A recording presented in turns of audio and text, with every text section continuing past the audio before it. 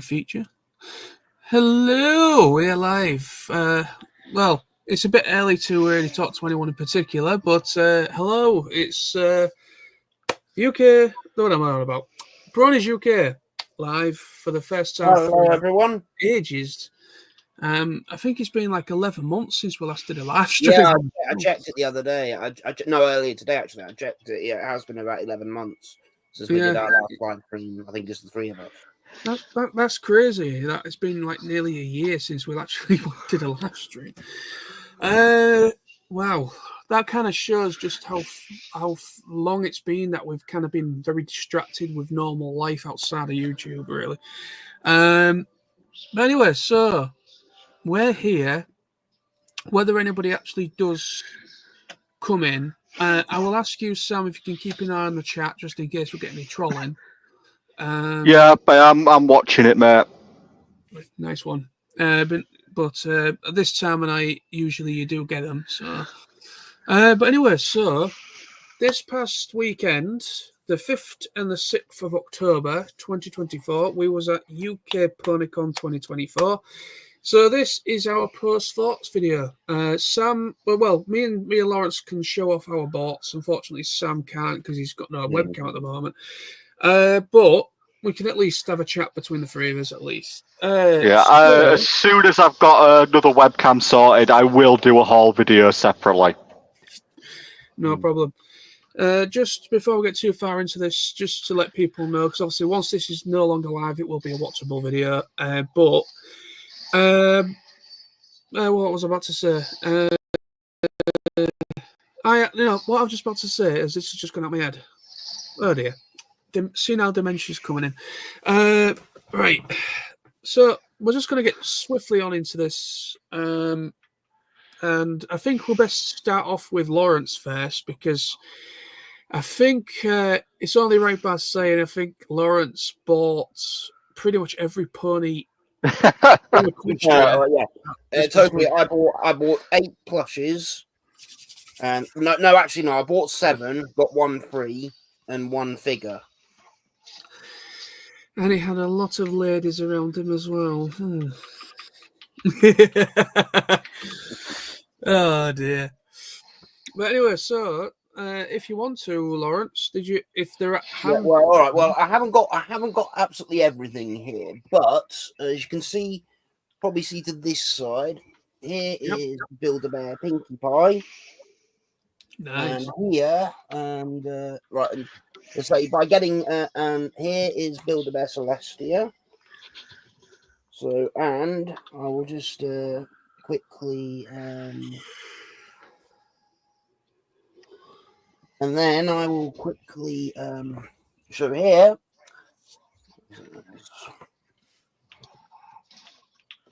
Here is Build-A-Bear Rarity. And now that I have Pinkie Pie and Rarity, completes my main 6 Build-A-Bears. Oh, nice one. So you have all of the main 6 now? Yeah.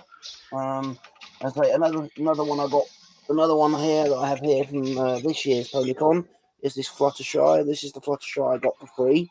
I just walked past the stall, saw it, and it had a label on it that said free. I said, free?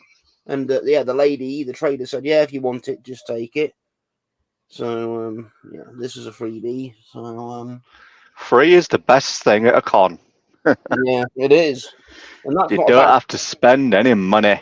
It's actually a decent plush for a freebie. It's quite a nice plush.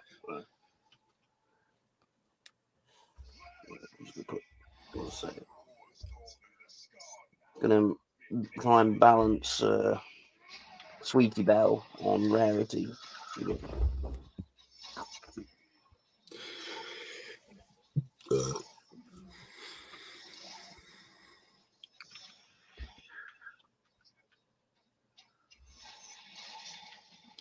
Nice. There we go. Right. So you guys, you didn't buy much, did you? Not a huge amount. I know you bought some art, Sam. No, I didn't buy any.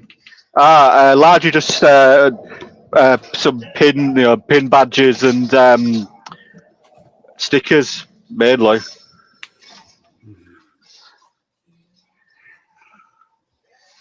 I say both Sam and I this year we attended the afternoon tea on the Saturday, didn't we? Yeah, that was actually quite the. Quite enjoyed that. It was good to finally see what it was all about. Well, as I say, it's a real sort of British tea party, pony style. Yeah, it's a shame I didn't have tickets for that. Unfortunately, they sold out by the time I got around to getting my ticket. So, but oh well. It would have been nice to be able to sit next to Ashley Ball. Well, unfortunately, me and Lawrence were at the table where Ashley sat. Unfortunately. I think she was at the table with the gold sponsors. Probably. It's a pack, I believe. I think if you're gold, if one of the gold or one of the, or whatever, you're one of a certain coloured badge, obviously you will get certain. I think one of the coloured badges. I can't remember. I did notice though, if you look under the bronze sponsors, my name is actually in the com book. Oh, right. Oh, that's why all these ladies are finding you, is it? Well, yeah. So, Sam, what exactly did you pick up? I know you catch showers, but what did you pick up? I picked up a load of additional pins because I quite like my badges, my little pin badges and all that. A couple of stickers, and obviously I got the what do you call it? The exclusive tea party pin. Yeah, I got that as well. Nice. Nice. Well, I didn't get that much personally. I got 2 little figurines. I thought I had one of these. I thought I picked them up last year, but I thought I picked the whole main 6 up last year, but unfortunately I was missing this one. And while I was there, I actually saw the other one. So I managed to pick up this little figurine of Pinkie Pie. Yeah. Which actually completes my main 6 in figurine format. And of course, I saw her, and I was like, ooh, I got myself a little figurine Sunset Shimmer pony version. Yeah. So, yeah, I got those 2. So I actually have my main 6 plus the 7th element as well, which is Sunset, because she is still canon to Friendship is Magic, of course. Also, off of Sam, he kindly. I don't know why we're getting feedback for some reason. Is anybody getting feedback? A little bit. I can hear Sam's. I can hear a lot of I think it's from you, Sam. Is that any better? I hear a lot of distortion. I think off Sam's microphone. No, hang on. What about now? No, I'm still Any better? Is there anything on your side, Lawrence? I can hear it. No, it's not coming from me, definitely. Oh, strange. I don't think it's coming from me. I can hear a bit of a distortion echo. Yeah, I can.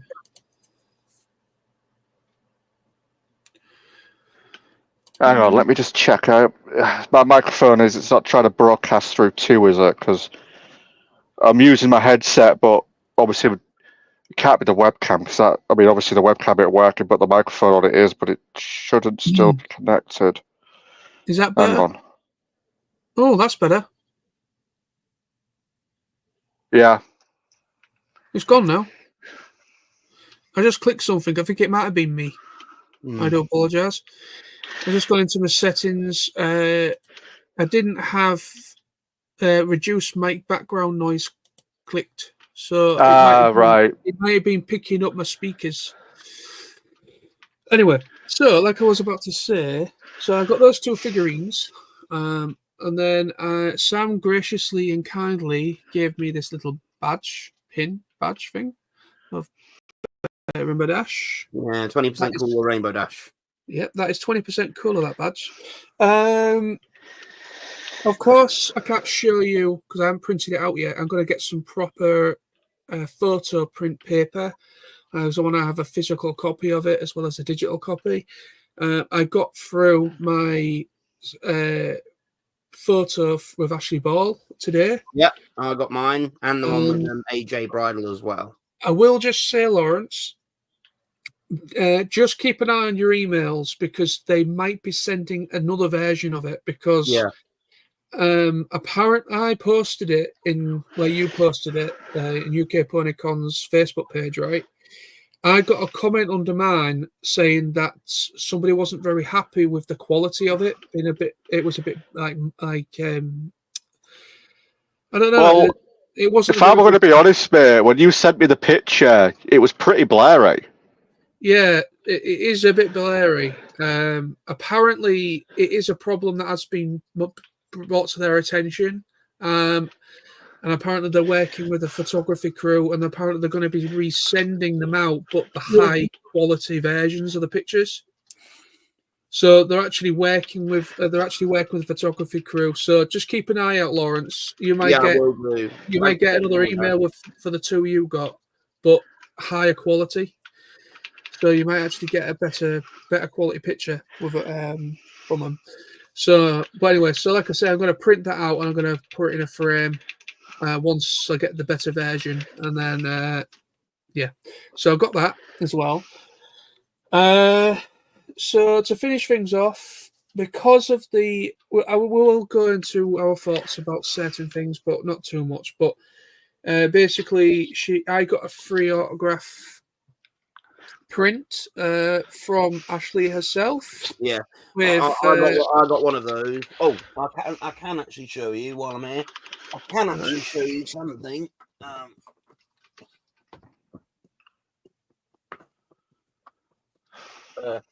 Here is my MLP Generation 4 the movie, and if you can see here, Ashley Ball signed it for me.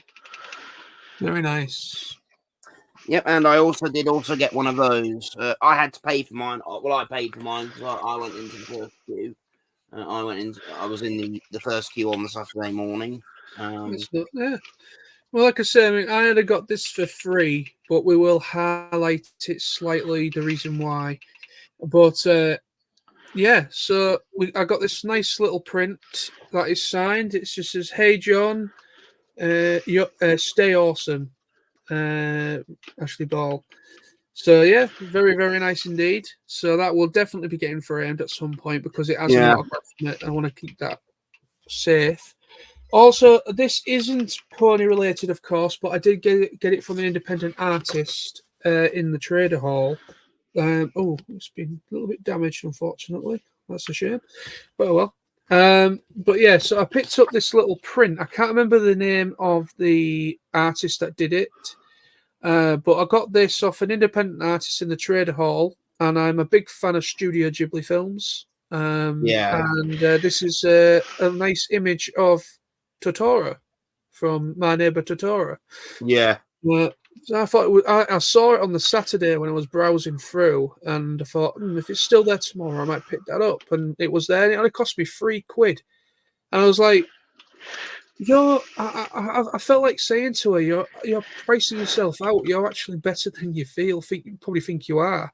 I would quite happily pay about £5 or £10 for that because it is really nice. But anyway, so that's my haul. Well, my box anyway. What I bought there. Well, except for the print, of course, I didn't pay for that one. But of course, we all got one of these when we got in the UK. Yeah, I've actually got two. I took another one on the Sunday because I left my the one I originally got on the Saturday. I left it at the hotel on the Sunday. No worries. I got a spare. Nice one. But yeah, so UK PonyCon 2024. This is the con book.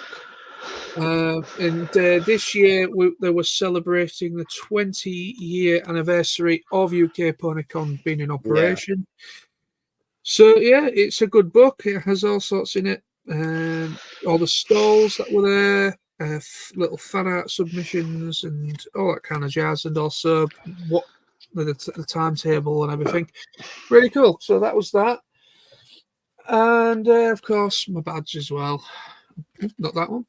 There's my badge. I was just a general attendee. I wasn't a bronze like somebody over there. I was just a general. Well, general sounds better actually. General's quite high rank, isn't it? But anyway, so I've got a general admission. So I've got cheese sandwich on mine. I believe it's called cheese sandwich. Yes, it is. But yes, that is what the stuff that I got from the con and also what I bought from the con. So, with all that out the way, I just remembered exactly what I was about to say that I forgot about. I was about to say that we're probably not going to be on for very long tonight. We're going to try and probably make it around about an hour or so. If we get any people coming in the meantime to chat with us, then that's great. But if we don't get any chats, the only reason why we're doing it as a live stream, it's just easier to be able to come together, the three of us. I just think it's just easier. There is one person watching currently, actually, so we'll wait and see. But anyway, so we're going to get straight on in then. Our thoughts on the convention. So me and Sam have some, we have, obviously we've got pros and cons from this year's. We will kind of highlight them a little bit, the negatives. One main negative, really. But do you want to go head first, Lawrence, and what you thought of the weekend? Well, yeah. Well, I've always said that the 5 PonyCons now that I've been to, I'd say that it's really stepped up its game each year. It's never let me down. First one I went to was 2019 and 2020. I found the first two I went to be somewhat a bit more relaxed in ways before they started to have the sort of the G4 to G5 voice cast as guests. But nonetheless, from the first time I went, I've found it's been a better experience each year. And I say it's really been everything I wanted and more. So, obviously getting the opportunity to meet Ashley Ball, as Rainbow Dash and Applejack themselves, was certainly the main thing I aimed to do, and I accomplished it. So that made me very happy. I thought, yeah, going to the afternoon tea this year, I'm so glad that I did that because, that was a really good laugh. We sat with some nice people, didn't we, Sam? We had a nice. We did, yeah. We had a good chat with a few people. But it was just quite nice just to chill and meet a few people and have a good couple of sandwiches and cake.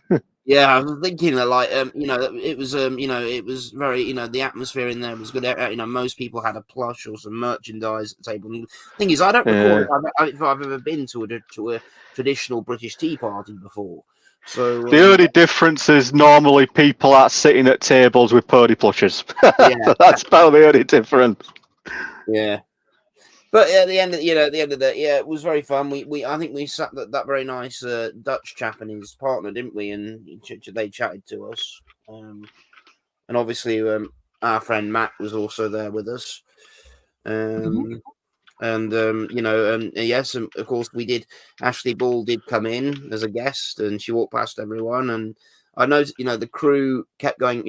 I have huge admiration for all the crew this year because they had a lot to handle. They do a good job, mate. I'll fully agree with you on that. They are an amazing job. Yeah, a lot of things went over schedule this year, I think, for obvious reasons, but. But they the fact that they put that time in, the fact that they put that time in to give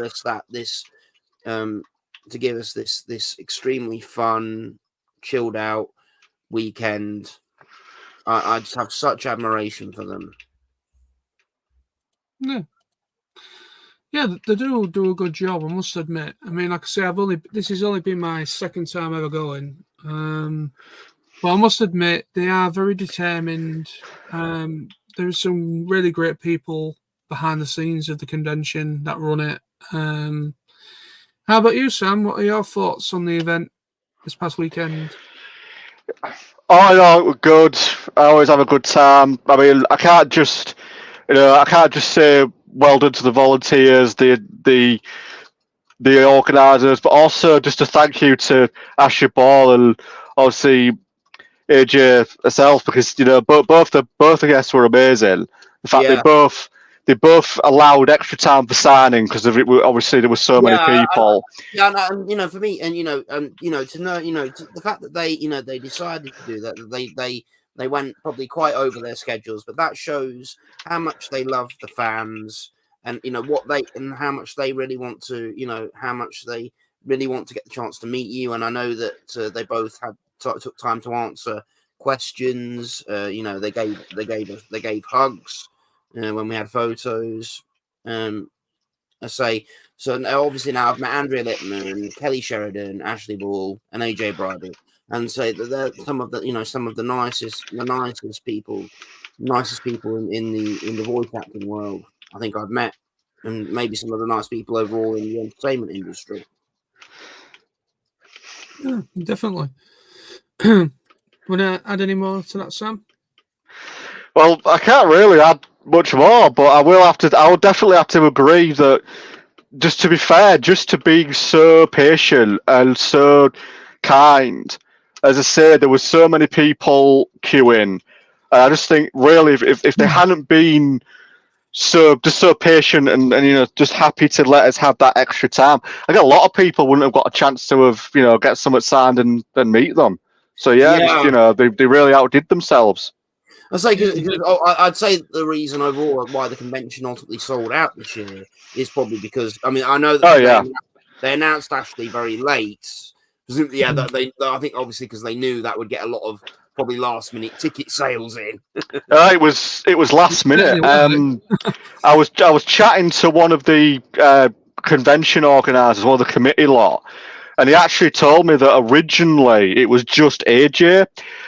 Ashley Ball was a very last minute thing, and basically one of the sort of high ups, sort of top sort of people on PonyCon's team, like sort of one of the organisers of it all. It turned out she basically had Ashley Ball's contact details and had effectively been secretly talking to her. And she hadn't said anything because they couldn't guarantee that they'd be able to get her. And it was last minute. It's why it was before that. It was one guest, and Ashley Ball was literally last minute and a surprise to a lot of people. I know, and say that's the reason why you ended up joining us this year, John, wasn't it? It was, yeah. I mean, yeah. Yeah, I'll never forget that. Bloody hell. You weren't going, and then you get a message. Oh, by the way, Rainbow Dash is coming to PonyCon. I'm coming to PonyCon! I'm coming to PonyCon! I was gonna say, I thought you'd say that. The fact that the crew, it shows the effort they put the crew in, like that they that last minute they were able to get Ashley Ball, they got her, and that obviously that generated, that sold all the remaining tickets, and made the weekend all that extra special for us. Exactly. Yeah, what was it like 1,400 people, more or less? Well, 13 to 14,000, 1,400, yeah. 14,000? No. 14,000, bloody hell. 1,300 or so. Just like, imagine if every Brony or Pony fan in the country, if it came to that amount, they'd need to find a pretty big venue, I think. Yeah, like NEC. But every single vendor hall, literally just the whole stretch of NEC. Oh dear. But yeah, well, just sort of lining on my thoughts then. It was, of course, a great weekend, which we did mention in the vlogs. First of all, I would just like to say a big thank you to everyone that's watched the vlogs so far. The UK PonyCon vlogs. We have noticed we have actually gone up a few subscribers since uploading the PonyCon footage. So we'd like to say thank you for that. Yeah, absolutely. But yeah, we've definitely gone up a couple of subscribers. I don't know exactly how many at the moment, but we're about, I think, 214, nearly 215 subscribers now, which is great. Really, really great. So thank you very much for subscribing, and I do hope you enjoy what we do in the coming future, in the foreseeable future, or the whatever. But yeah, it was a great weekend. It really, really was. It was a great weekend. I thoroughly enjoyed myself. However, I can't sit here and not say anything more. I'm not going to go into massive specifics, and obviously I'm not going to be like one of these people like somebody's. I'm not going to be pointing fingers at anyone in particular. That's not how I'm going to do this. But end of the day, everybody behind the scenes do a good job. It was an unprecedented year, I think, for the team, because they managed to pull off a miracle that was Ashley Ball and get her to come. Yeah. And I generally think they sadly could not deal with the sheer number. And it's the first time, I believe, that the convention has ever sold out. So it was really quite interesting to me that I knew there was a problem because I saw Lawrence on the Saturday he literally went missing. I can't remember. I think me and Sam, I think you and me, Sam, I think we'd gone to either that history of MLP panel or something. And I come and joined you for that, and I was like, "Have you seen Lawrence at all? I hadn't seen him for ages." And we was like, "Yeah." He said, "I saw him not long ago," and I was like, "Okay." But we finished the panel. We come out, and I was like, "Right, I'm gonna have to go and try and find Lawrence."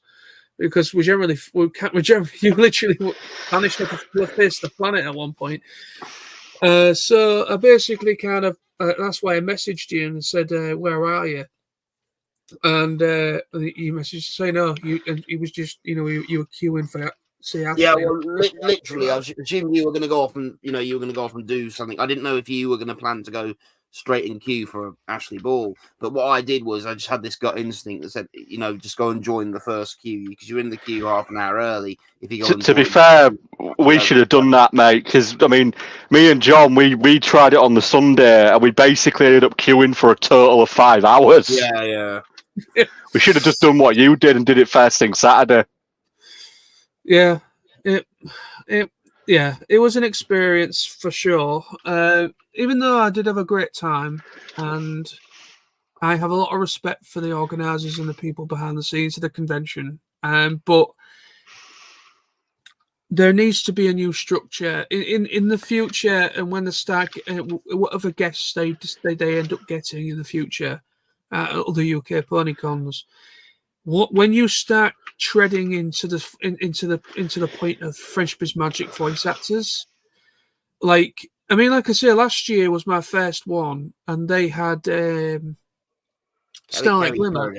Yep, thank you very much. Yep, they had her, and even though she has a big following, but yeah, it was much more of a chilled out experience with the queues, and we wasn't queuing for very long at all. I think I was literally, actually, no, I didn't queue anywhere last year because I got the autograph literally the last minute on the Sunday. I remember last year we were sat where we were sat in that little area just off of the stage, and yeah. So yeah, go on. No, you finished, John. It's all right, no worries. I was just the year before when Andrea Libman was there. Like Sam went before I did. I went to the very last queue on Sunday for her, and luckily I don't seem to remember. I was quite lucky to get in, but I didn't seem to have to queue for very long to get No. Obviously I had a sign. I gave her the book I bought to sign, and had a photo, and yeah.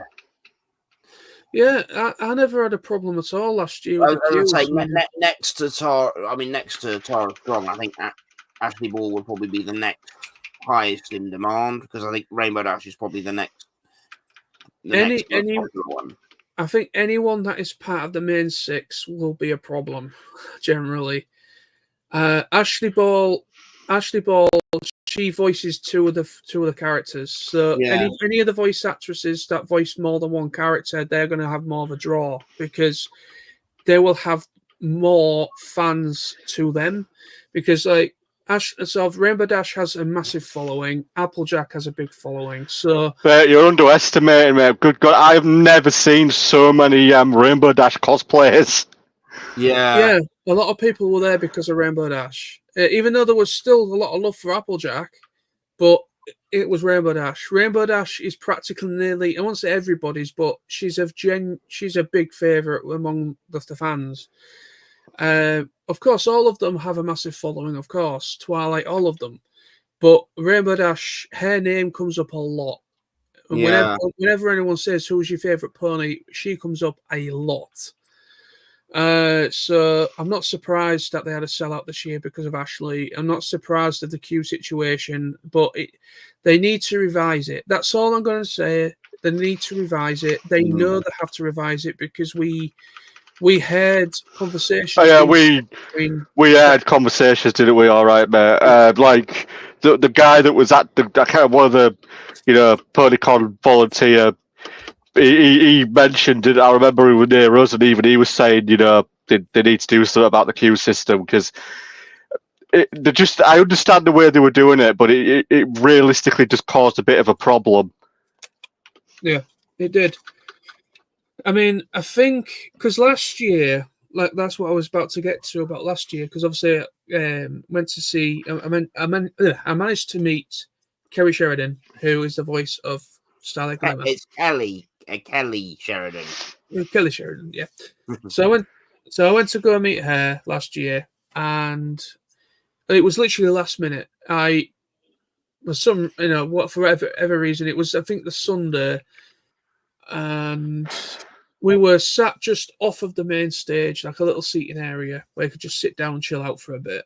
And I was like, I asked Sam first, was like, have you been to see Kerry or going to see Kerry or whatever? And he was like, nah, I'm not all that bothered. I haven't brought anything to get signed. So I thought, all right, okay.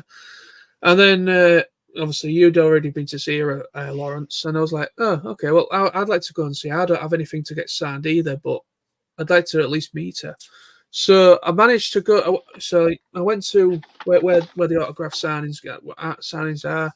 Went down there, and there was literally 3 people in front of me. There was literally only 3 people in front of me, and I walked straight up to the guy, paid my money, and I just went straight to the voice to Kelly, and got managed to say hello to her, have a little conversation with her, got my autograph. I bought a little print off her. Lawrence is gone. Yeah, so basically, she signed my the print that I bought off her, and then I had a photograph taken with her.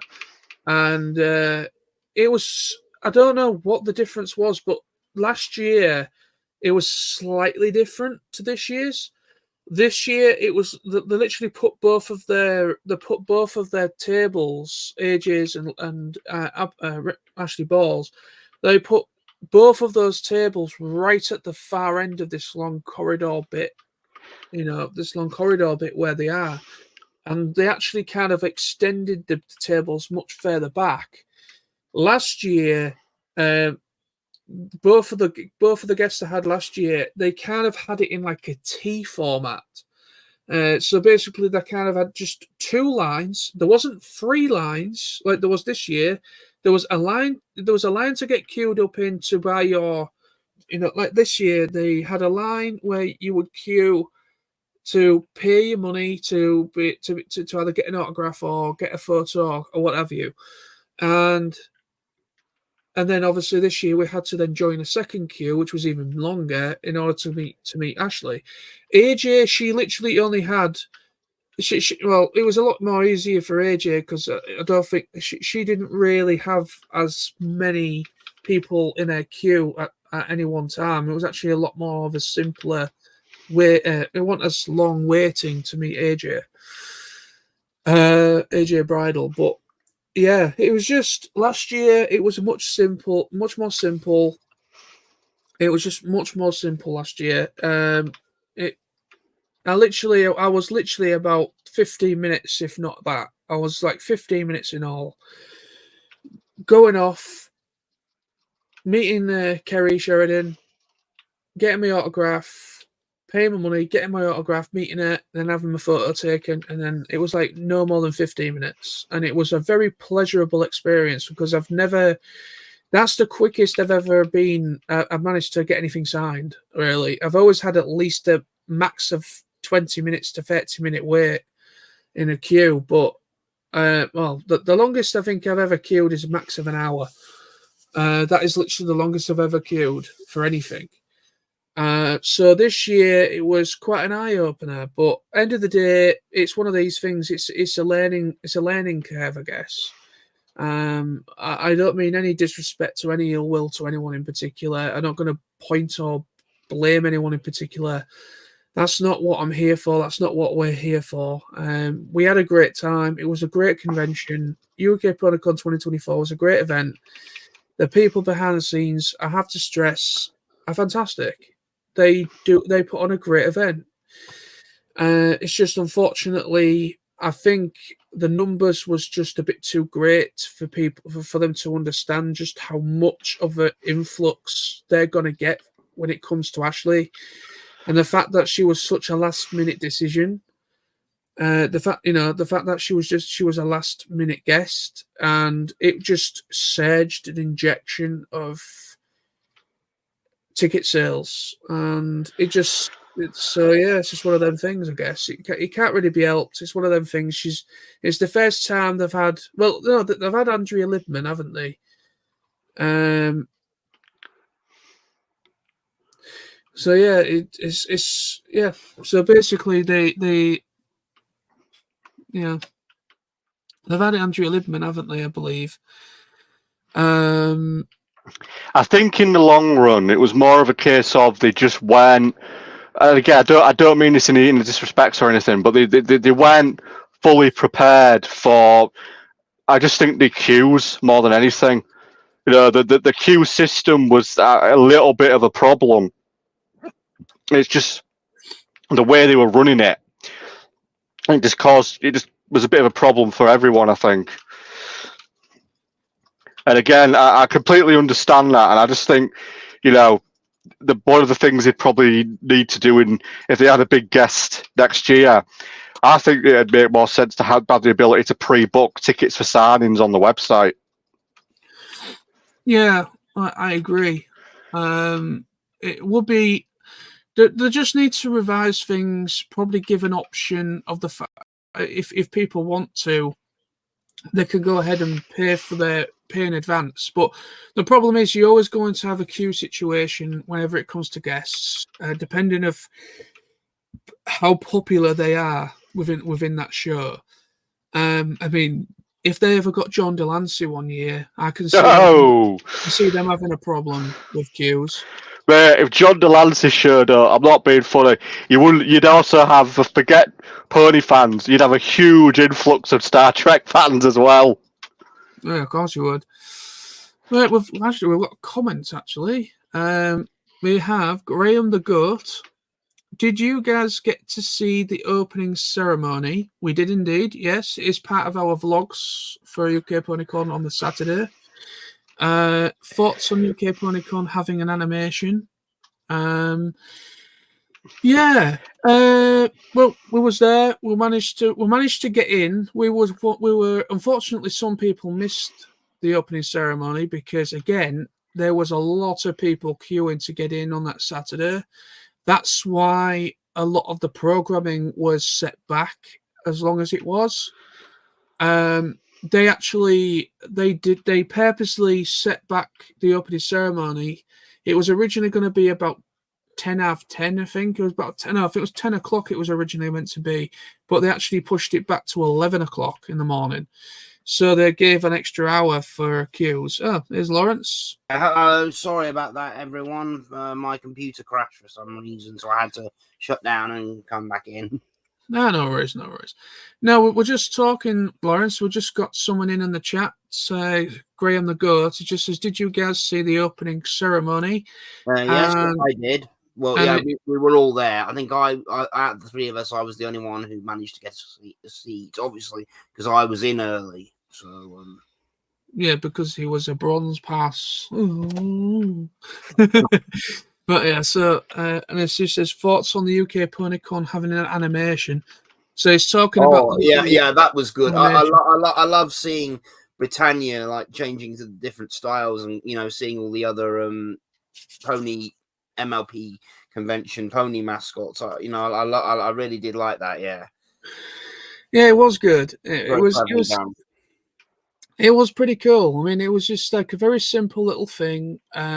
It's it starts off in the university area where the convention is, the stage and everything, and there's nobody there at first. It's just her on the stage on her own, and then like this little like warp hole or some kind of interdimensional thing opens up and ends up in different areas, and it's loads of different events from all over Europe and different things that's happened, like Zap Apple Camp and Griffin Isles probably, and basically all these different kind of events, other pony events, and it was just like a nice little, collective, different animation styles from different people that worked on it.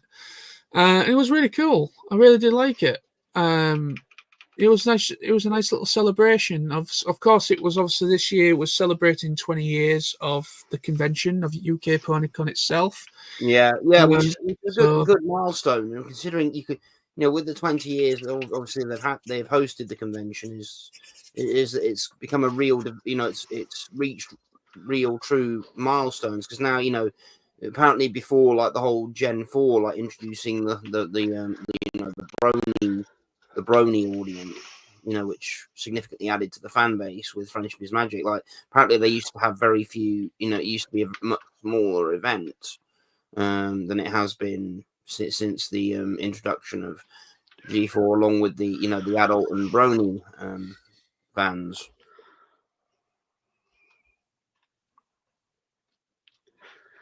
Yeah, the whole animation in general, I liked it quite a lot. It was just a nice way to sort of show what MLP represents. We're all one big family. We're all family. We're all connected by the show.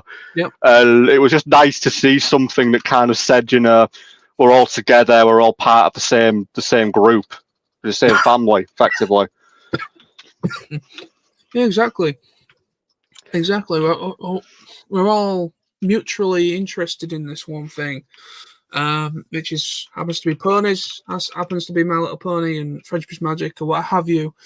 Yeah, it was a nice animation. I did enjoy it.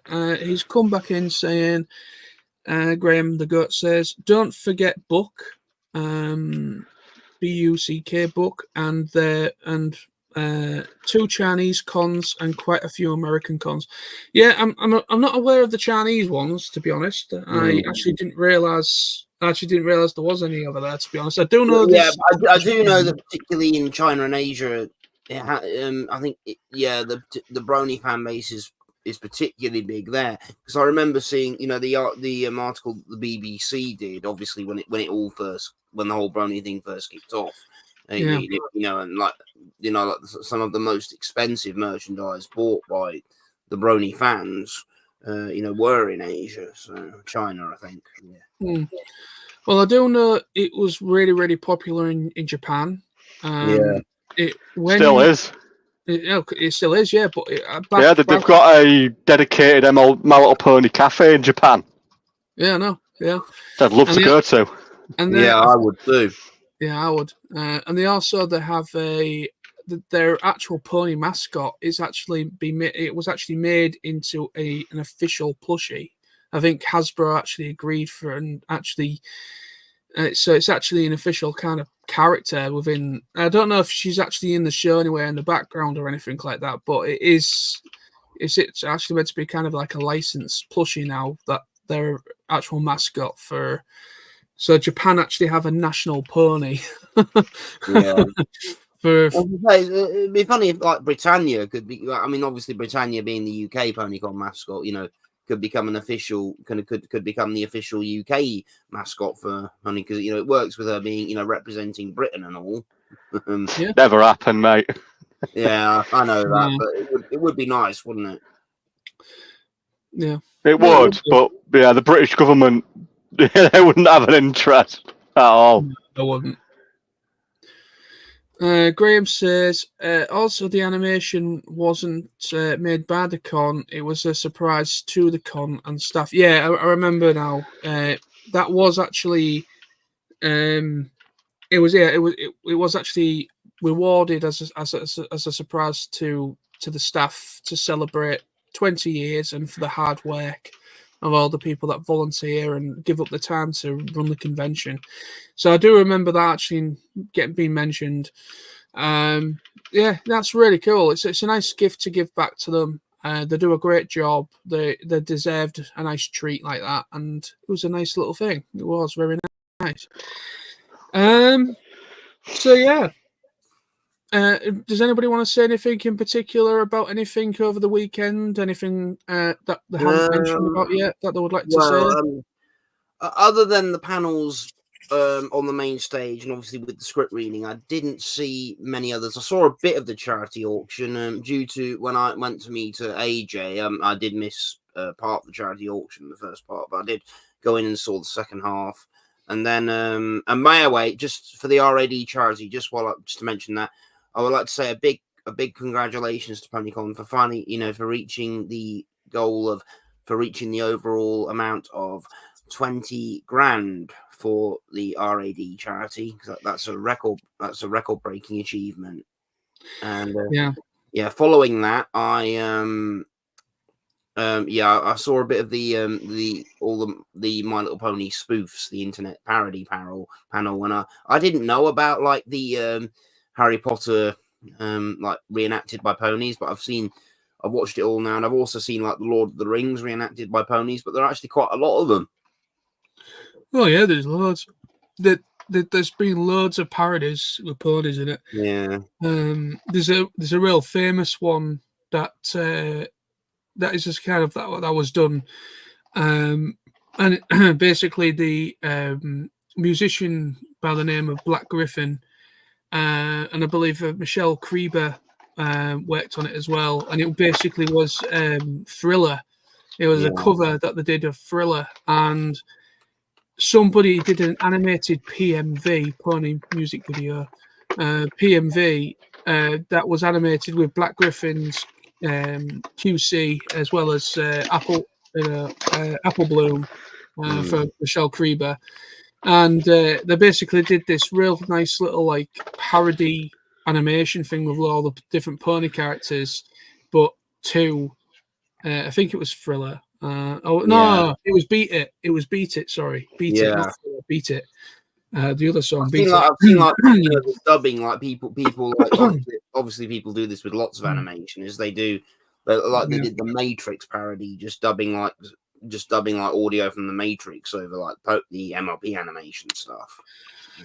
Yeah, exactly. I mean it's pretty cool, really. I mean, some people might think of it as cringe, if people on the outside looking in, kind of thing. But it's all cool. I mean, the fact that we're fans of a show that's happens to be about pastel ponies. Yeah. It doesn't mean that we're not fans of anything else. I'm a big fan of Star Wars. I'm a big fan of anime. Big fan of same here. I'm gonna say I love all those things. And things I watched earlier in my childhood, that I was into that were mainly aimed at a similar audience to My Little Pony, which is obviously young girls. But I like, things I remember, like I watched Princess Starla, otherwise known as Princess Guinevere, then Sailor Moon on Fox Kids a bit later during the 90s, and then the Powerpuff Girls, obviously, with there being a connection with Lauren Faust and Tara Strong. If it wasn't for Powerpuff Girls, Lauren Faust and Tara Strong probably wouldn't have met. Yeah. Yeah, simple things. It is. I mean, that's the great thing is that obviously Lauren Faust, of course, she's the creator of Friendship is Magic. She came up with the principal idea, character designs for the main six and such. Yeah. It was her baby. Obviously, I know. I think what she said was like she used to play with her toys, like the G1 toys, but she'd make up her own stories with them, and the stories that she sort of played were the stories of the Gen 4, the Gen 4 stories and characters. Yeah, it was. That's basically what I've heard in interviews with her. It was basically kind of how she used to play with her ponies. She used to kind of bring in other not just ponies. She used to bring in different toys. Yeah. And as I say, because it's funny, because even though I already don't know much about before Friendship is Magic, from the little bits I have seen of like Gen 1, just out of interest, to check it out, just to compare it with difference. But I couldn't get into it. It's like there were even human characters in actual Gen 1. And but the idea of that, I like the idea of, I think with Gen 4 is, given that there aren't any obviously minus the Equestria girls, the fact that there are no human characters, but the characters act like humans and have like human like personalities, and they do in the fantasized sort of way, but they do the everyday human things, other than the the magical fantasy side of the story. Like the main, the ponies and the animals of Equestria work jobs, and Exactly, yeah. It's obviously it's fantasy, of course, but it's an interesting story because it's like when I've heard Lauren Faust talking about it, when I've heard Lauren Faust talking about it, it's kind of interesting, that Tara Strong came onto it because of the connection with Lauren Faust working on Powerpuff Girls as I think she was a character designer, I believe, on there. And she became really, really good friends with Tara. I know in John Lasseter's documentary, I think Tara mentioned in her interview that she was the first person Lauren Faust contacted. She was when she got the deal with the network to revive the franchise. Yeah, she was. Yeah, basically, Lauren Faust had Tara in mind when she was created. I heard originally she had a read for Pinkie Pie. She had a read for Pinkie Pie, and I could see her doing Pinkie Pie quite successfully, because she, in a way, she might be similar to maybe the Bubbles character or the other sort of characters she's done. Basically, Pinkie Pie would have Bubbles' voice. That's pretty much what it would be. Because as I say, I know that when Tara read, she asked her to read for Twilight. Lauren said she just knows, no, you're my Twilight. That's the perfect voice for her. As I say, obviously, I think that Andrea Libman gave Pinkie Pie the voice and personality which she needed. She did, yeah. I mean, obviously, all the actors that work, the voice actors that work on Friendship is Magic, they all do a great job. They embody those characters so well. Most of them sing for the same character. Of course, not all of them do, but they were all very, very talented, and it shows. You can tell there's a lot of talent there. And there's also very good talent within the writer's room as well, and within the animation side of it. It's just collectively, it was one of those flash in the pan moments when it comes to animation. It really was. It was just, I mean, obviously, Friendship is Magic has just celebrated 14 years. I know, first airing on the Hub. I did a little video yesterday on the channel.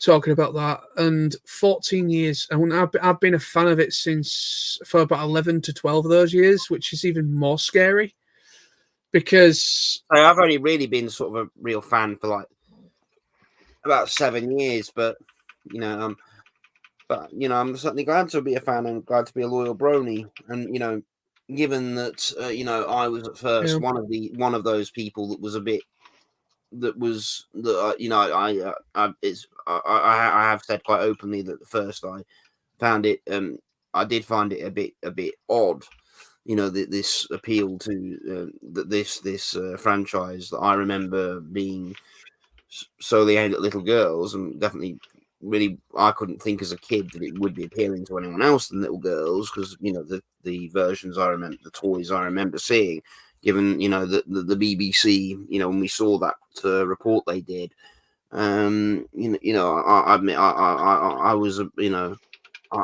I did think at first this was rather unusual and maybe slightly odd, but you know many other people who've become bronies started off kind of with the same point of view. Yeah, exactly. I mean, with me, I've been honest. Like when I sort of, I didn't really know about the fan base. Like when I kind of got into MLP, it was purely out of interest because I kept coming across references to it online. Like a lot of artwork, for example, kept popping up, and I was just curious about why this show had taken the art world by storm. Like why there were so many people doing artwork of all the different characters, and why it was clearly becoming popular. And at the time, like when I finally got into it, it was surely just out of curiosity. As I say, I just watched an episode online that happened to be the first episode of season 1. Really liked it, and I didn't even know about the fan base for like a year. I was watching MLP not knowing there was this huge fan base. Yeah. And I discovered it because of Knowlesy, because of John. Because what happened was, I remember it quite well. You gave me a call, like, about this point we were both aware that we were both watching the series, but you gave me a call and said you need to watch this documentary. It's about the fan base, and it was one of the documentaries that's on YouTube. I forget which one it was now, but yeah, you basically told me you need to watch it because there's this whole fan base connected to it. And yeah, it generally it's quite an amazing thing when you realize wow, this huge fan base, and they're incredibly creative, incredibly welcoming, and generally just all round a fantastic fan base. So yeah, it just quite amazes you when you realise what's there. It does, yeah. I mean, like I say, I knew it was getting very popular, and I remember going to a convention. I can't remember where it was. It was only a smallish convention that I remember going to, and a friend of mine who was a colorist for comic books, a comic book artist colorist called what's his name? Sam Palmer. Sam Palmer, thank you very much. Yes. He was at the convention as a guest. He was there as an independent artist, and he was doing some bits. And I noticed on his table he had these blank ones, blank comic book covers that either you could ask them to do a commission for you, and they will do like a special print for you, or you could take it home and do it yourself. And I noticed he had one with MLP on it, My Little Pony on it. And I noticed he had some actually fully done ones that he'd actually worked on himself, actually coloured himself, actually did some artwork for the ponies. And apparently he actually did kind of work a little bit on some of the comic books for IDW. And also he kind of like watched a little bit of it himself, and he actually told me when I was talking to him that I was like, what's this like? I was just like talking to him, and he was just like, what is this like? I mean, I've been hearing a lot about it, and it seems to be getting really, really popular, but I just don't think I'm just interested, and he just said to me, so, you know what, it's harmless enough. It's a harmless enough series. It's worth a little watch if you want to. It's and I thought, all right, well, he's a comic book artist, of course, but he's just said it's harmless enough. Why not? Check it out. So basically, I remember when I first actually kind of got bitten by the bug, the MLP bug or French with Magic bug, if you will, I was basically just channel hopping as you do. and I came across Pop, the kids cartoon channel called Pop here on UK TV. And I come across that channel, and there was an episode of Friendship is Magic on, and it was near the end, the last 5-10 minutes of the episode. So I watched all that, and I can't remember the name of the episode. I keep forgetting it, but it's the episode where Spike is trying to make a cake for Rarity. And so I chuckled a couple of times. I thought, it seems harmless enough, quite funny. And I thought, okay. And I noticed there was like a +1 channel, so basically a repeat of that episode. But so I watched the entire episode from start to finish 1 hour later. So I thought, you know what? I actually quite enjoyed that. I was laughing at it. I didn't feel like I was a complete fool watching this, kind of thing. I actually enjoyed it. So I then, out of pure curiosity, I thought, I wonder what it's like from like the first episode.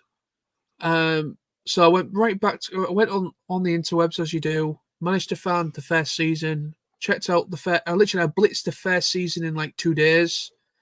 And I was like, you know what? That is bloody good. I actually really like that. And I just carried on watching it. And actually, I was watching this completely in secret. Sam didn't even know about this at the time. And I was scrolling through YouTube, I believe, or something, or that was my Netflix account. I can't remember now, but was scrolling through something, and My Little Pony kind of came up very, very quickly. And and Sam noticed it, even though I tried to kind of like, get away from that kind of thing very quickly. And then Sam just went, John. I went, yeah. Are you watching My Little Pony? And I went, I've watched the first season, yes. The first 2 seasons, yes. And he just went, so have I. That's how we found out in that instant that me and Sam both liked it. So that was quite funny. And then I discovered the Equestria Girl, the first film. No, the first 2. I'm sorry. Yeah. No, the first one. The first Equestria Girls film was the first thing the first complete piece of the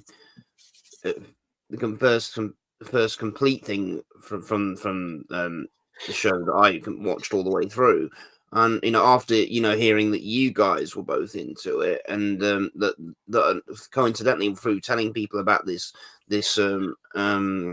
report on the BBC, and then another friend, a close friend of mine who's into the same sort of things that we are, he said, "Oh, actually, I've watched every episode of MLP, and it's actually quite good." I thought, right, I'm going to have to check this out. It's quite amazing just how much of a gravitational pull it's had on a lot of people of many demographic, age, and everything, all walks of backgrounds. It's quite amazing just how much it has really just impacted on people. And as I said in the video I uploaded yesterday to the channel, having a little talk about 14 years of Friendship Magic, and I kind of said that in those 14 years we've had quite a few ups and downs, and like a proper roller coaster ride. Some stuff that us as fans have had to deal with. Yeah. Some much more personal things than others, but as a fan base, we've been labelled as predators for liking the show. We've been labelled and been kind of like wrongly accused of stuff, even though all it is a cartoon. It is, yeah. That just happens to be about pastel ponies. Yeah, you say like Disney films. People of all ages still. I mean, generations grew up with Disney, and even as adult fans want to check out the new Disney stuff, even if they may have more nostalgia for the classics and things they grew up with. Yeah. In this case, you realise it's just the same. Exactly. The thing is that before obviously. Before with the previous generations of MLP is that that didn't generate this following that Friendship is Magic did. but you know, it's just exactly the same as still liking Disney films, you know, or whether you like anime or anything in the pop culture. Exactly. Yeah. It's no different to anything else. It is no different to liking a show that the problem is that a man above the age of 10 or 8 years old, or over, basically kind of like the point is that what people seem to have a problem, what people outside looking in sort of thing, people seem to have a problem with the fact is it's a series that is aimed at little girls, happens to have a male draw, such as young boys up to the age of 18 and over. A very wide age demographic watching the show, and both male and female viewers. That really left a kind of a foul stench. Could I say a foul smell or what have you? It just kind of like a foul impression on a lot of people, and a lot of people, and the media and the tabloids and everything just kind of went wild with it at the beginning, and they just made it even worse. And anybody that had anything on, like a T-shirt that had the ponies on, they were being attacked. There was. Yeah, I mean, all seeing sorts of obviously in that documentary, that guy who said they had someone with a hunting rifle playfully pointing it at him. So they've muggers came and like vandalized his car and stuff because he had stickers on his car. Yeah, basically, a guy that lived in Texas, he basically got chased out of his hometown by a load of bloody rednecks, because he had stickers and stuff on his car that happened to be pony stickers, and the sort of male getting into the car, so they just decided to run him out, just chase him. Yeah, there's been quite a few stories, sadly, over the years. There was, I forget the guy's name, but just as an example of such things as John was saying, on YouTube a couple of years ago, there was a Brony YouTuber who put a video, went quiet for a while. He used to upload quite regularly. I forget his name. Yeah. Because he came off YouTube and the actual internet as a whole, and the reason for, because what happened was he disappeared, like he stopped doing videos on YouTube for several weeks. Then he did a video where he basically said somebody had spotted a video he'd done on YouTube about ponies, and it got back to his family. And he literally had been kicked out of the house because of the fact he was a fan of MLP. And he, at the time of he did this video, he was basically saying he was living with a friend. He was chilling, living at a mate's house, and he was trying to basically sort stuff out. But he ended up saying that just for the moment, he's going to take himself offline because it was getting so much grief from his own family because of what he liked. And that, to me, that is just evil. The fact that this person's family turned against him just because he liked MLP. It's just evil. Exactly. It is. 100% it is. This is the thing, right? I did a video response to a big YouTuber, a guy called Saberspark. Maybe you've heard of him. I've heard of him, yeah. Or maybe you haven't. To anybody that's watching, but Saberspark, he's got a great channel. He's a fellow Brony. He goes to a lot of the conventions in America. And part of the Bronies React stuff and that for Macy Race Best and all that kind of thing. And he did a video. This is going back a fair few years now, and he made a video, and it really spoke to me on a very personal level, because anyone that disses people for liking certain things, such as liking anything that's animated at a certain age, it really pisses me off of how narrow-minded some people can be. So this video, it was really, really good. And he basically talks about some co-workers that he worked with.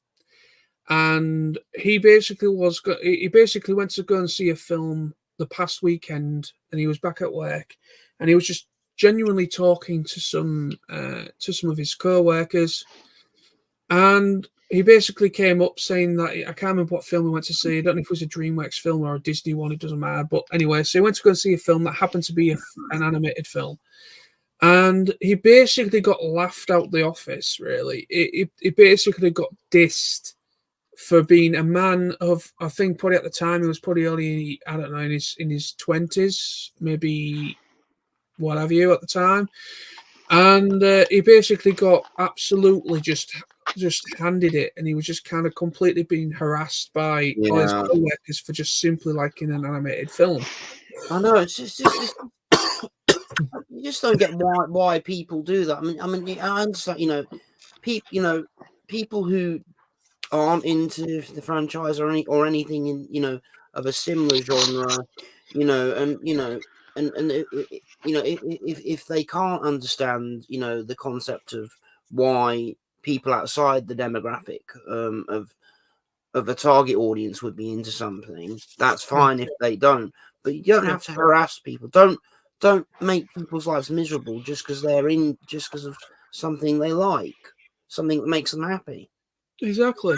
It's end of the day, what you enjoy or what you get the most enjoyment out of, just embrace it. Embrace it. Embrace what you love. Embrace what you like. Life's too short to be a miserable, judgmental twat like some people can be. Yeah. And having to live in this stupid notion, this old-fashioned notion of once you hit a certain age, you have to be an adult. You can no longer play with toys. You can no longer watch cartoons. You have to be an adult. You have to be an adult. You have to go to work. You have to earn money. You have to do this. You have to have kids and all this kind of thing that is just force-fed to us through society. And yes, of course, there comes a time to us all where we do have to grow up. We can't be kids all forever. But at the same time, there's nothing wrong with having a nostalgic feeling towards animation or anything in general, video games, books, anything. There's no shame in liking something, especially a show that happens to be about pastel ponies. The problem is that the title says My Little Pony, and there's a big male draw and a big age demographic age difference. And that is the main issue that people seem to have against the fan base. And with that, people just seem to get really, really just not. I think it's kind of calmed down a lot now within the last couple of years. You still might get the odd thing that crops up now and again, but compared to the beginning of from the Brony fandom really started to make an explosion around season 2, season 3 of the show airing. Basically, originally there was only going to be 3 seasons of Friendship is Magic, hence why season 3 was pretty short. And so they was literally just going to leave it at 3 seasons. That was it. And then all of a sudden, they just saw the airing viewership just skyrocket.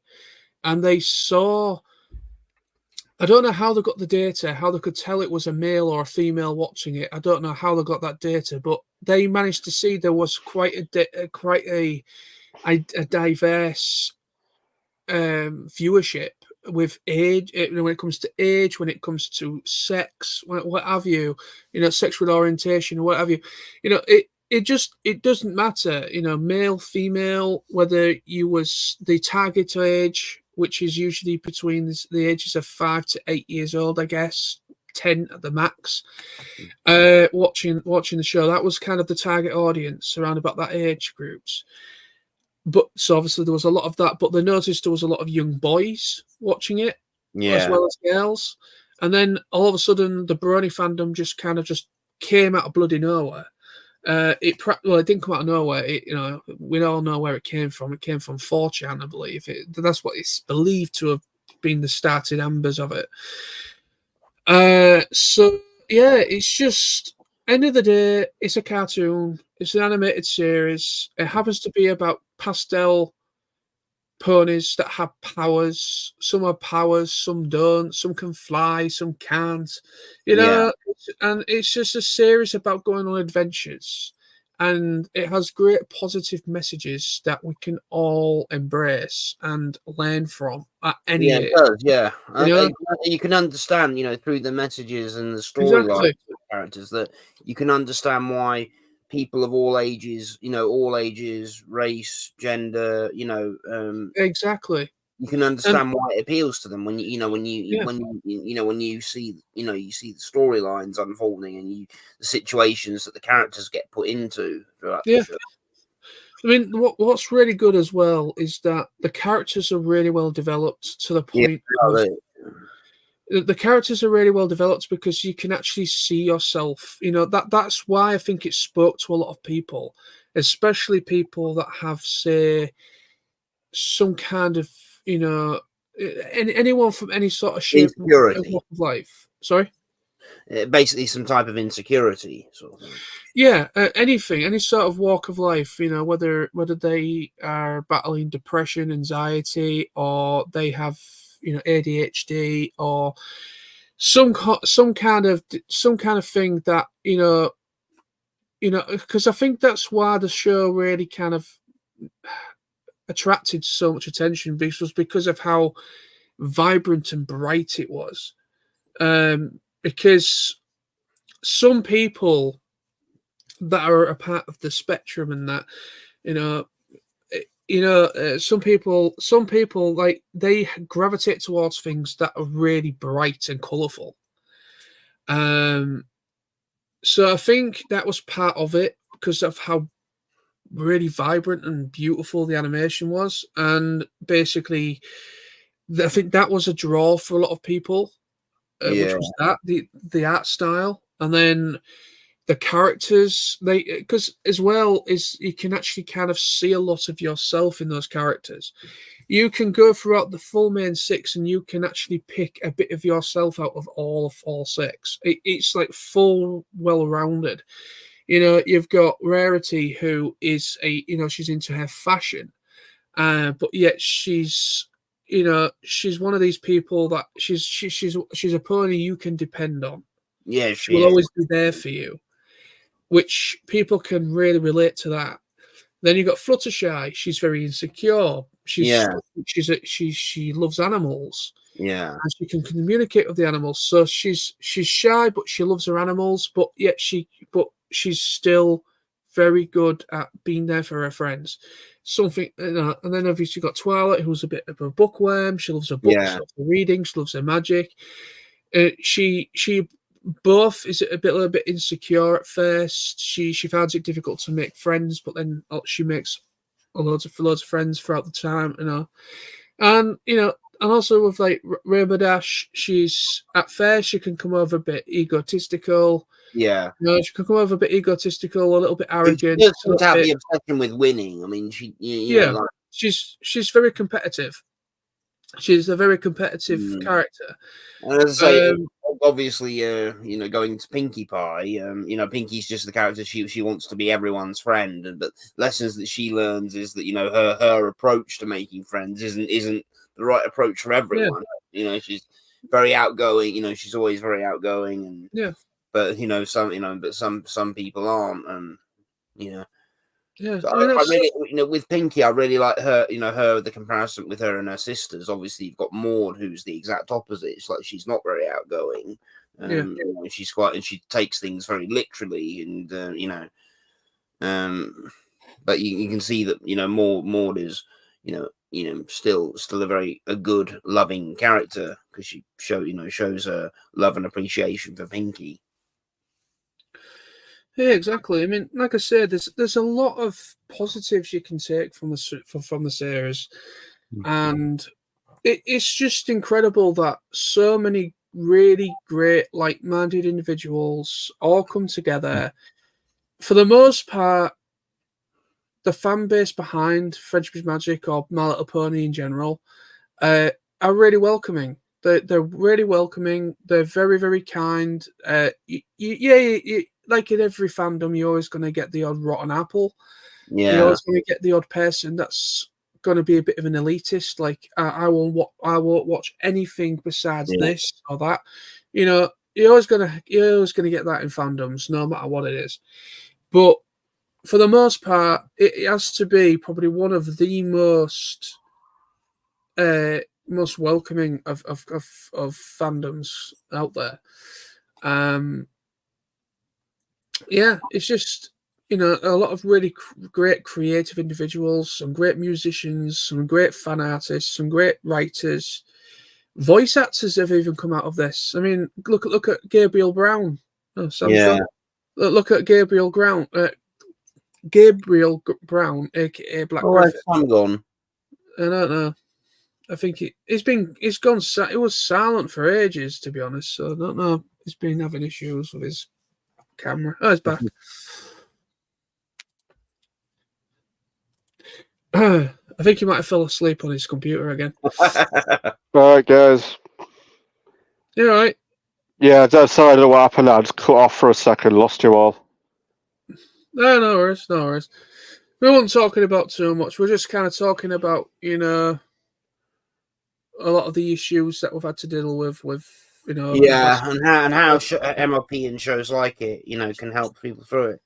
As I say, you know, I'll just quickly say we haven't mentioned G5 a lot, but say going into G5, I can see why it didn't have the same impact as Friendship is Magic. Maybe because the storylines weren't as identifiable to you know, the whole audience of Gen 4. Yeah, I'm not really surprised that Hasbro took the plunge of cancelling it. Unfortunately, it had a relatively pretty strong big start with the film. Yeah, My Little Pony: A New Generation, the film. I thought that was a good film. it was.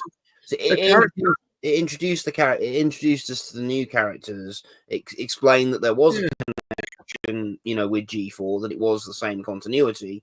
But so the direction that the series took afterwards, you know, I think was quite off-putting in ways. Not to say that not to say that I don't like the series or the characters, because I do like them. I like seeing, you know, a new bunch of characters, you know, in that same universe, maybe generations later.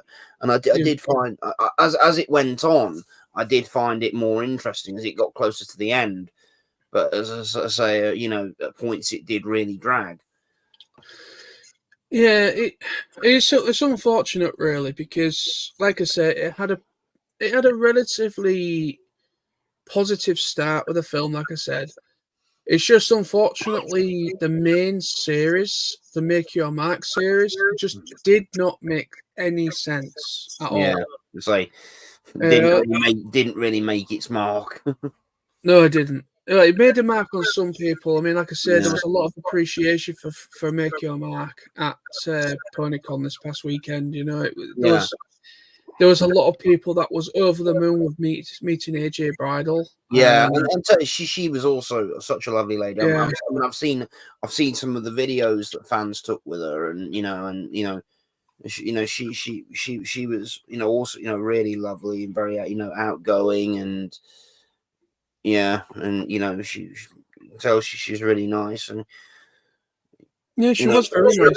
Yeah, I mean, it would be nice. You know, it would be nice also, hopefully, to have some more guests from Gen 5. I mean, I know they've had last year they had Oakley, and you know, this year obviously they've had AJ.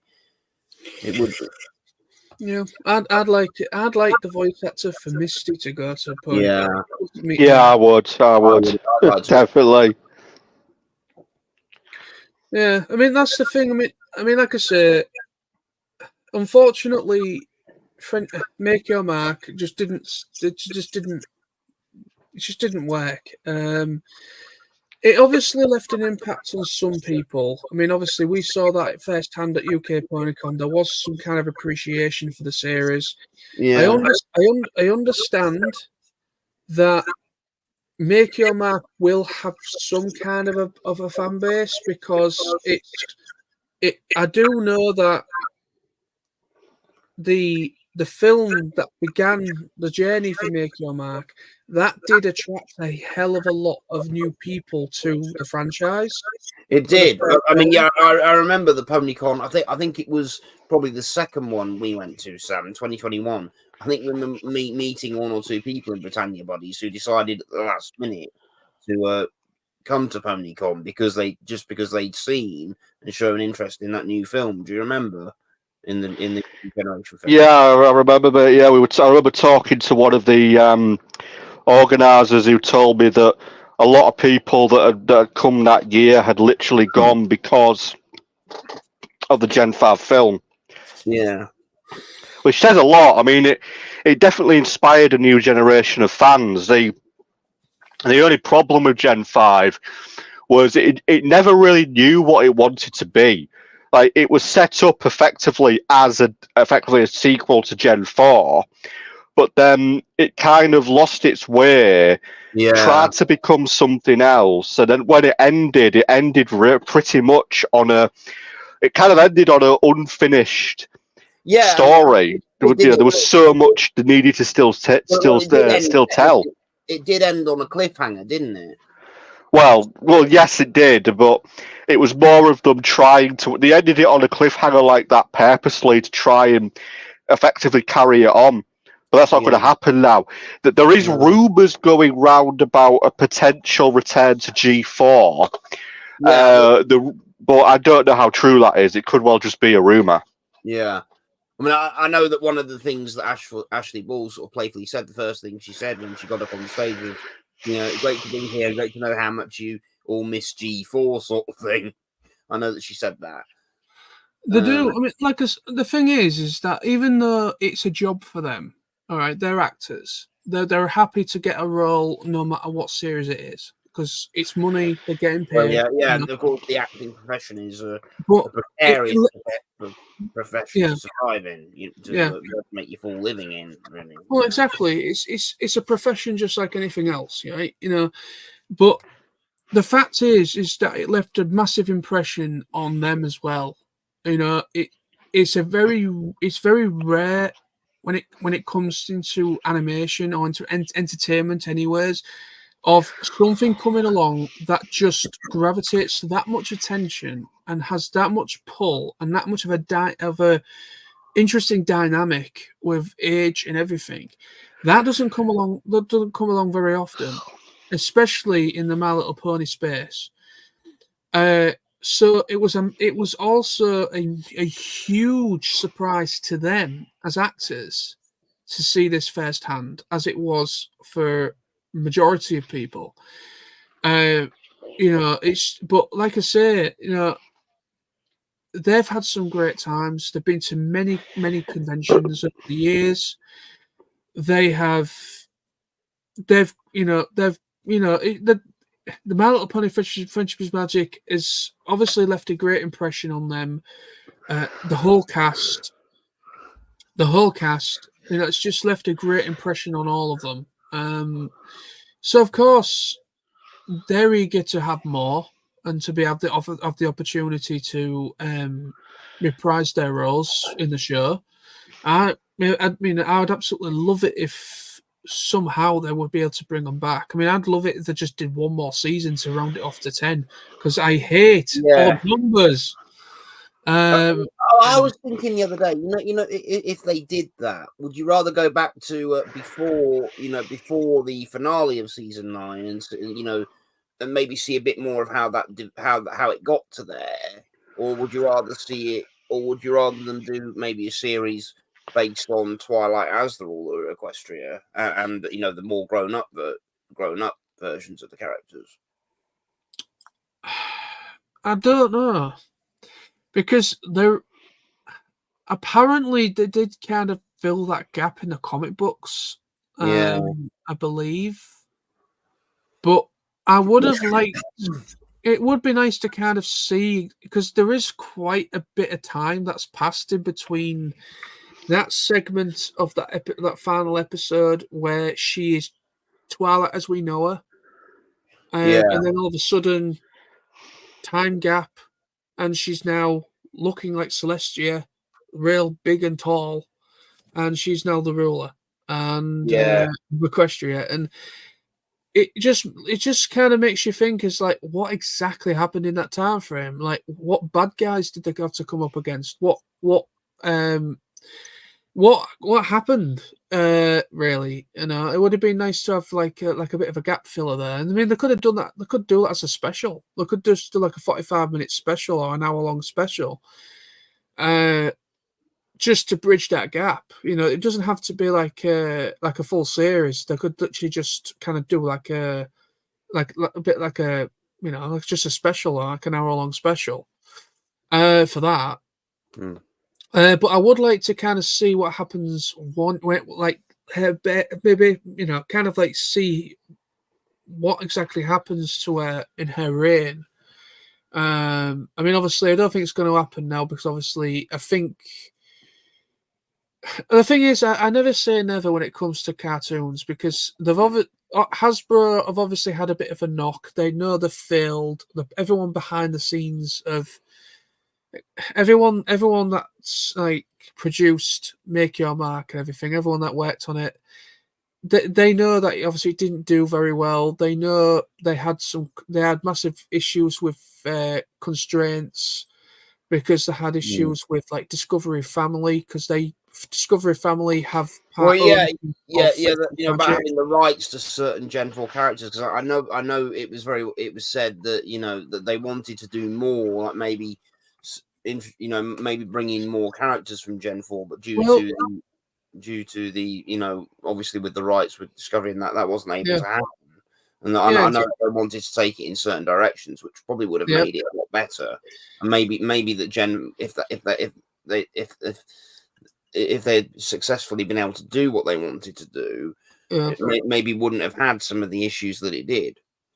No, it probably wouldn't. If they had a little bit more freedom, freedom of expression when it comes to storytelling, then I think it would have been a much better series. I really do. I don't think it would have been cancelled either. I think it might have gone on for much longer.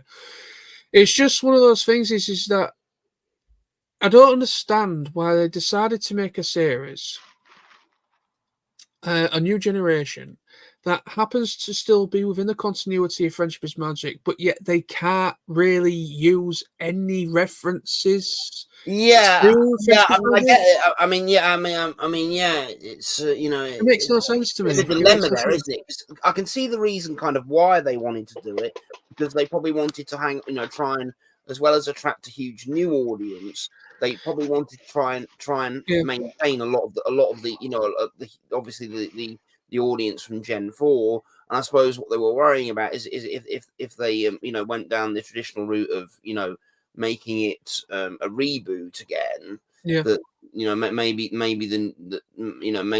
it would probably put a lot of the audience from Gen 4 off, and would lose a huge following.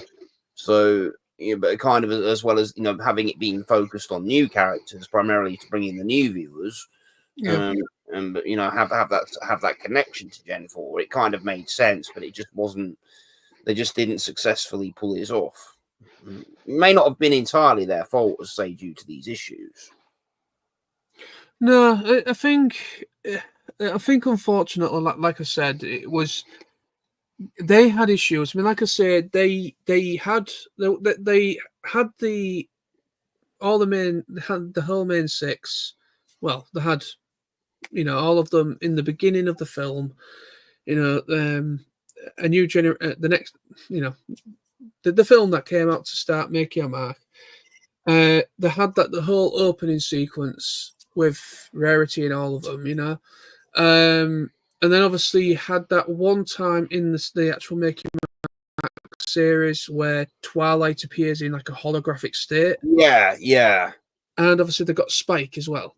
So they managed to get, but apparently what the problem is any of the main six, so Rarity, Fluttershy, Applejack, any of them, if any of those characters make an appearance, they had to pay Discovery Family an incredible amount of money to get the rights to do so, because Discovery Family still have the rights to the airing and streaming of the series.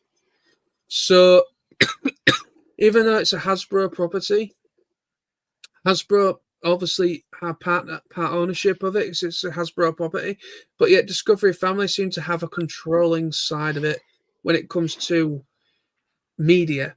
So basically, if Friendship's Magic is referenced in any way in anything in the future, that is the problem, and that needs to be revised. I think you need to kind of, I don't know, come to some new arrangement or something with Discovery Family so that if a series does come out in the future and they do want to reference Friendship is Magic or bring them back or anything of that nature, then it might be beneficial for storytelling in the future.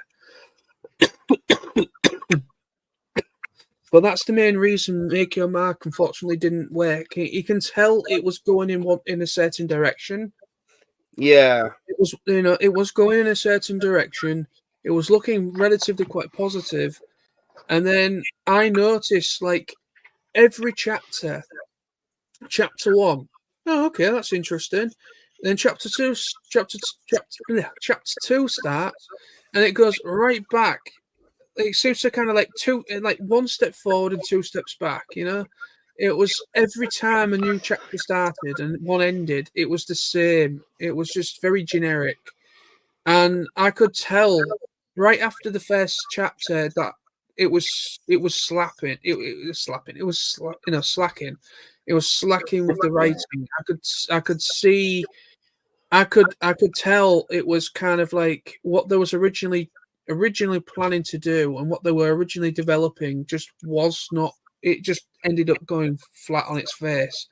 So they ended up. I think they just had to kind of work and just pull stuff out their ass really to try and make it work. Yeah, I mean, I think what they did with Spike. I mean, as good as it was to see him again, but what they did with him, I just thought, I really didn't get that.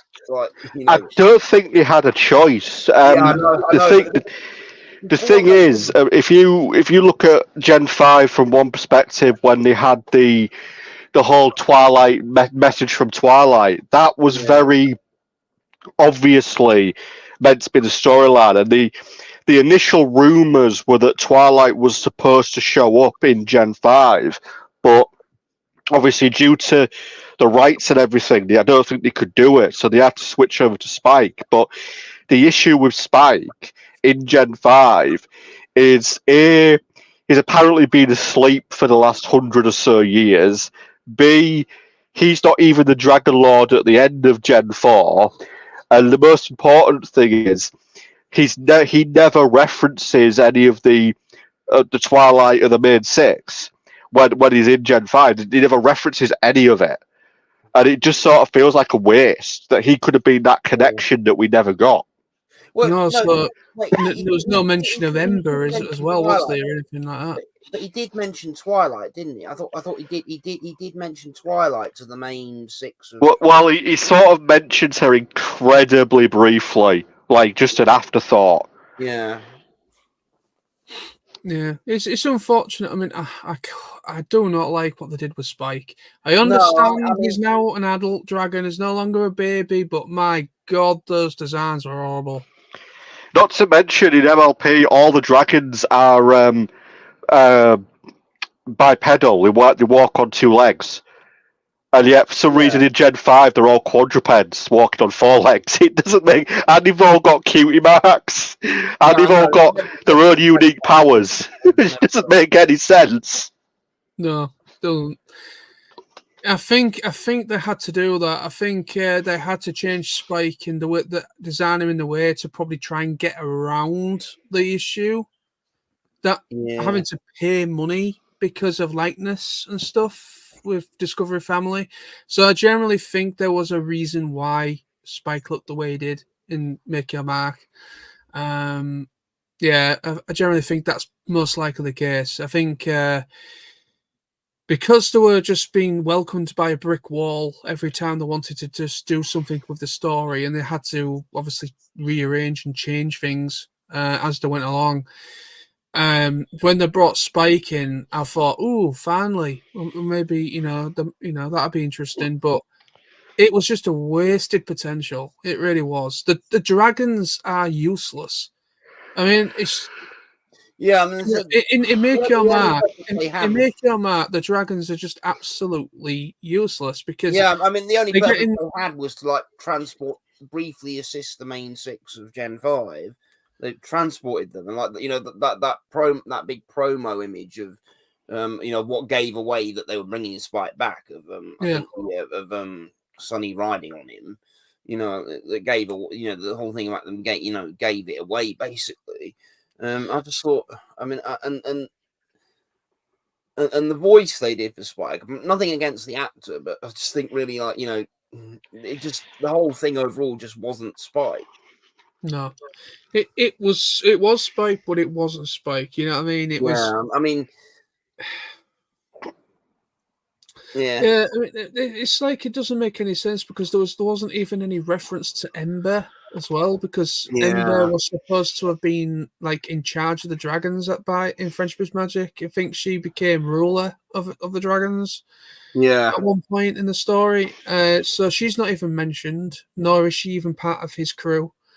So it's a wasted potential.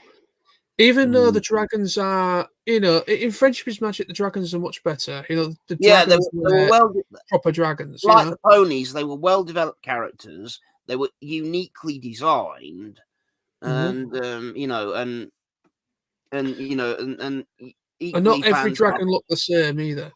No, exactly, and then that was the thing with the quadruped designs. The only thing that differentiated them was certain patterns and colors. With the Gen 5 versions, but as I say, I do like Gen 5. I do like the characters, and yeah, they develop in ways. Some of the storylines draw you in, out of interest, but yeah, overall, it just was a disappointment. It was, unfortunately. And it's a shame. But as I say, guys, we're getting on for nearly 10 to 11. Yeah, we are. Well, I was actually just about to. I was just thinking to myself. I think it's probably best to probably knock it on the head for tonight. It's Yeah, just. but as I say, well, we'll say thank you for sticking with us, and say, I will say one last big thank you to the guests and crew of PonyCon. Great big thanks to Ashley Ball, to AJ Bridle. It truly was a fantastic weekend, and I look forward to being there next year. All right. Do you want to add anything? Anything last thoughts, Sam? Just thank you to our subscribers. Thank you to UK PonyCon, obviously, for doing a great show. Thank you to the amazing guests. Thank you to John and Lawrence for being awesome. I happen to know Lawrence's flat is a lot bigger than it looks, having to actually have been there. Seriously, it's like a TARDIS. You probably noticed now that some new additions to Yeah. the family. But yes, thanks to everyone, and hopefully you're all going to have a great night and consecutive weekend, and hopefully I'm going to try and get some stuff uploaded to the channel. I might be able to do it this weekend. It depends. I'm actually going out tomorrow. I'm not too sure when I'm going to be back, so I'm off to see the. I'm off somewhere to see Les Miserables, the musical Les Miserables. I'm off to see that. Yeah, I'm off to see that with my mum and sister. So I ain't got a clue. I don't know what time I'll be back home. So if I can't do it tomorrow, I'll try and get it done Sunday. But yeah, anyway. But thank you to everybody for subscribing. Oh yeah, real quickly. Never got the names, but thank you to the two lads that spoke to me at PonyCon and said they watch our channel and they like our stuff. Thank you to you both. Sorry I didn't get your names, but I appreciate your comment to me. So thank you very much. Thank you so much to those two lasses who asked me for a picture from recognising me from TikTok. All right, Lawrence. All right, Lawrence. Simmer down now. Okay, now, seriously, ladies, if you're watching, that guy's a silver fox. He really is. Anyway, Yeah. it's all All right. just. Well, we'll say, John, do you want to sign us out? Aye, well, on a closing note, then, thank you to everybody that's been that's commented. Thank you to Graham the Goat for his comments and whoever's watching currently. Thank you to everyone that has subscribed to us very recently and to everyone that has subscribed to us since the beginning of the channel. Thank you very much for the support on the channel. Thank you for the support of the UK PonyCon vlogs that we put together. Yeah, thank you. You know, that they've done really well and I'm very happy. Very positive with those. So yeah, just thank you very much. I hope you enjoy what we do. We will be coming back. We will try our damnedest to be a bit more, do more stuff on the channel. It's just unfortunately we do have lives outside of YouTube, so work and other things. So yeah, whenever we can come together, we want to try and at least do a live stream probably every 1 to 2 weeks. So Yeah, like, need like to do it that more maybe. often. But As I say, no, I will try and smile. upload some more some videos to the channel. Say the things I've shown you, maybe about half of the stuff I bought from the convention, which is the stuff I have in here. But often, I don't buy merchandise specifically to review or anything. But I will try and upload some more videos from here to the channel. Yeah, I mean, like I say, if anything comes to mind, any sort of, anything like that, you both, obviously, all of us, it's our channel, So if you feel like there's a burning question or burning theory you want to talk about, just let it out. That's the whole point. But yeah, so that's it. Thank you ever so much for the support. Thank you for watching. We'll be back very, very soon. Yeah, thanks so much, guys. It's been a fantastic stream. It's been great to reflect on UK PonyCon 2024 and have a discussion about our thoughts overall on the series.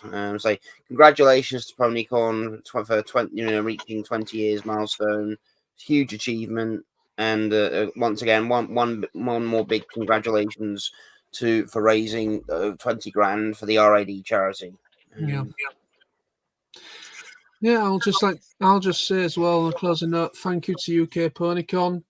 Like I say, it has only been my second year in a row that I've been to UK PonyCon so far, and last year and this year I had a great time. Of course, we highlighted the slight issue with the queue situation, which kind of took away a lot of the Sunday for us. But apart from that, it's fine. It's something that needs to be revised for next time, especially if they do decide to get other pretty well-known guests within the show.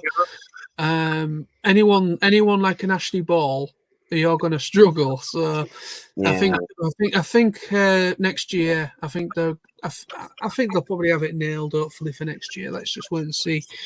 But yeah, so UK PonyCon, thank you for putting on a great show. Thank you to everyone behind the scenes. If anybody watches this, you do a great job. And also, big thank you to Ashley Ball and to AJ Bridal for being absolute sports and being Thank you, lovely ladies. Yep, and going above and beyond the Call of Duty, if you will, and just getting. And Ashley Ball was an absolute goddamn trooper. She really, really was. Yeah, she really was an absolute trooper. She actually missed the closing ceremonies because she was still possibly signing the endless queue she had. But yeah, Ashley Ball, thank you so much. You were absolutely fantastic. AJ Bridal, you were equally just as fantastic. So yeah, that's my closing notes. So thank you for watching. We'll be back very soon with more streams and videos and stuff. Stay awesome. Take care of yourselves, and we'll be back very soon. Bye-bye. Bye. Take care, all. Bye. Bye.